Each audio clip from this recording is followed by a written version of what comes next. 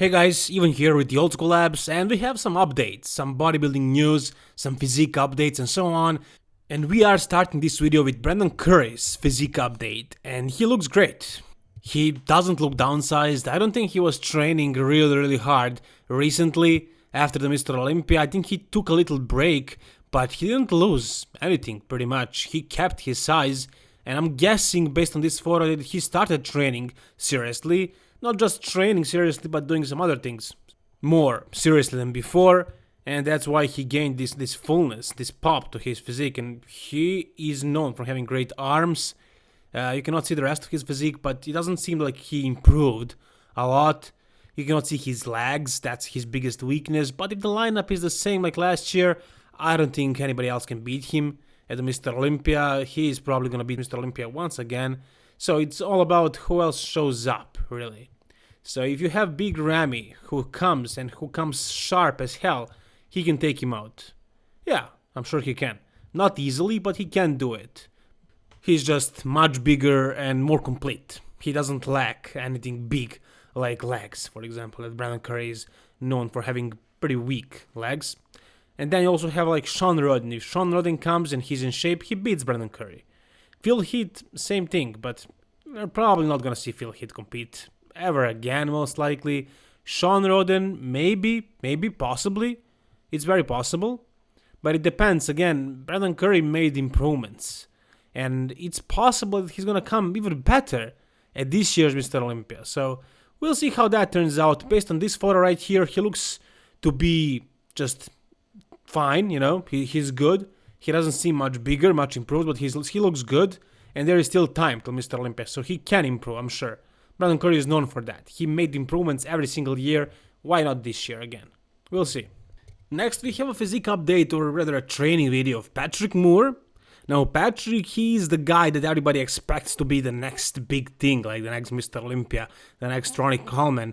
You know, people are expecting him to make some crazy gains in 1 year and come and like place in the top 5, top 3 in the Mr. Olympia. Is that gonna happen? Probably not. Probably not. Here you can see him training. And does he look any bigger than last year? Not a lot bigger. Not really. He is gaining muscle every year for sure, but only small amounts. And he's not very young. He's like 30, I don't know, 5, 6, something like that at this point. Probably 36. So how long does he have left? Brandon Curry is actually 37. So you get the idea. It's probably not going to happen. Patrick Moore is probably not going to be the next big thing. Based on this video right here, he doesn't look super improved. He looks pretty much the same as ever. If he truly nails the conditioning, if he really comes super sharp like he did in 2019 at the Mr. Olympia, he can take some people out. He can make some damage for sure. But it's all about the shape at this point. At that Mr. Olympia 2019, he was probably the smallest guy up there. Yet he cracked the top 10. How? Conditioning. He's starting this season with Puerto Rico Pro. And then he's going to do California Pro and a couple of other shows. We'll see. He will probably qualify for the Mr. Olympia and hopefully make improvements. I would love to see that, for sure. I like his physique, but do I think he's going to be the next Mr. Olympia or something like that? I don't think I see that potential, no. Okay, next we have William Banach. It's not really much of a physique update. It's just a photo of himself training, but it is recent based on his caption.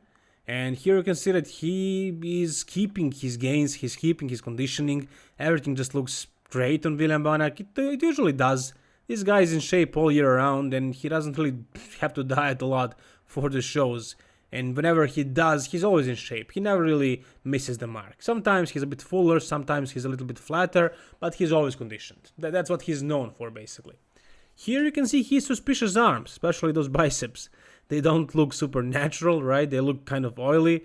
Are those arms really oil or not? It's a question for a special video probably that I already made. A couple of those, probably talked about it a couple of times. People get triggered when I hear this. They believe that these guys are not using any oil. People just think that only those Brazilian or whatever Synthol freaks that Louis Marco used to make videos about are the guys who are using Synthol. Those guys are actually not even using Synthol. And most pros, probably all of them, are using Synthol in one muscle or the other. So it's pretty common thing, and I know it's hard to believe, but if it is done properly, you cannot even notice it. In this case, maybe it's a little bit noticeable. So yeah, sure, it could be genetics, but I don't buy it. I don't think so. I think this is a little bit too much oil. I mean, not too much. This guy is the runner-up at the Mr. Olympia, so he probably knows what he's doing. He did a great job for himself, but I don't know. Tell me, what do you think? Is this oil or is it just genetics? Whatever you think, tell me down below. Alright, the next thing is news, but you guys gonna have to take my word for it. I don't have any evidence. I don't have something to show you, and I regret so much not filming this when it happened. This guy right here, Hendrix, I think he's the 2018 Mr. Olympia in men's physique, promoted jawline pills.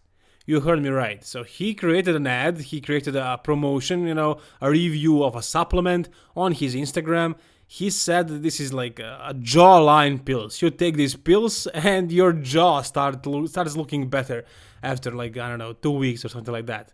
You lose your fat and your jawline becomes stronger, something like that. Wow, I was just amazed when I saw that. The comments were hilarious. Every single person was trolling him and laughing at him. Everybody. And within an hour, he deleted the post. And I just wasn't thinking that he's gonna do it, that he's gonna delete the post, because he probably talked with those people for who knows how long, and they created a contract, they paid him money to do that, they sent him the product, and so on. And he saw that he was trolled really bad, that everybody was laughing at him, so he deleted the post. And I wasn't thinking fast enough to film the video, so I can't really show it to you guys. Some of you caught it. I'm sure some of you saw that video, that promotion. It was hilarious. I sent it to a bunch of my friends, we all laughed. It was just amazing. I mean, promoting jawline pills. Come on. It sucks that I don't have any evidence. I don't have a video to show it to you guys, but I saw it. You gotta take my word for it. And I'm sure many of you saw it as well. It's just funny that he deleted the post. He deleted it. He was paid by this company for sure. But after being trolled, he decided to delete it. And what did he tell to those guys?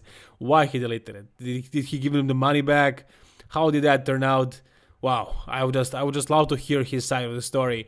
But it was funny. Jawline pills, Hendrix. Amazing. Okay, next I have some bad news. Another bodybuilder with health issues. This time it's guy Cisternino. And he had his fair share of injuries.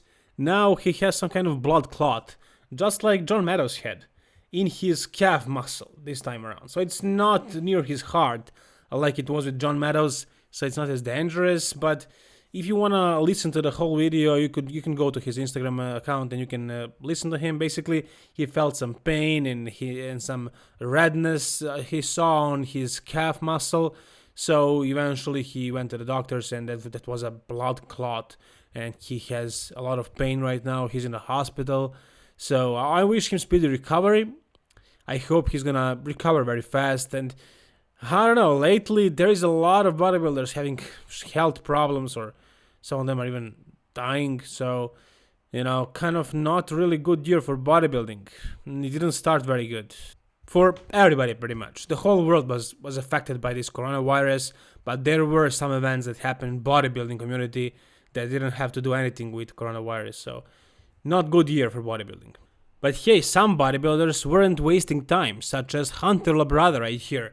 I'm sure all of you remember his father, Lee Labrada, of course, and this is his son. And he became a pro, I believe in 2018. So he took a year off and he worked on his mass, and now he's gonna have a pro debut in about 14 weeks or so. And he looks huge. He looks amazing. Like he's really, really big and round. Look at the size of the quads and the delts and the arms, everything. Does he have the shape like his father? Well, sure, but he's much, much bigger. He never came as conditioned as his father used to. Hopefully this year it will change. And if he comes conditioned with this kind of mass, he's a shorter guy, so he's going to look really blocky probably on the stage. But if he comes conditioned, he's going to make some damage. He's going to do some damage for sure. For sure, he looks huge. I mean, look at this guy. He's enormous. Anyways, do you guys remember this guy on the right here next to William Banach? His name is Peter Klancier, or you may know him as Peter Klancier or something like that because you mispronounced it, but yeah, his name is Peter Klancier. He is an IBB pro. He was one of the top pros at one point. This was 2017. He did not make that first call out, but he's a young guy. He's actually really young. He was 27, something like that, in this photo right here. And he took 2 years of steroids. Not only steroids, but also off meat. He wasn't eating any meat. He became vegan and he stopped using steroids. And he says that he kept all of his mass pretty much. I mean, the size, the number, the weight. It's 130 kilograms. Now, he never made a post about this. He never wanted to talk about it. It was suspicious what he was doing. He posted a lot of meals, and the meals were vegan meals. He never really talked about steroids. And recently he did an interview in Serbian language, because this guy is Croatian, actually. I forgot to mention that. He's Croatian, which is, country next to Serbia, and we have the same language pretty much. So I understood that, and most of you won't. And he said that he was natural for the last 2 years. When he stopped using, he was 130 kilograms. After a while, he fell down to 116, and then he climbed back up to 130. Now, he looks really watery here and a little bit chubby, but not really fat, right? I mean, the waist looks horrible. Don't get me wrong, he looks horrible right here, but he kept the mass naturally and without meat. So I thought it was interesting to share it with you guys, because you probably won't hear about it unless you speak Serbian or Croatian. So that's gonna be the last news for this video. Tell me what you think. Is he really natural, or whatever you think about any part of this video. Thank you so much, guys, for watching. Like the video, please, and subscribe for more bodybuilding videos like this. All the best, guys, and keep it old school.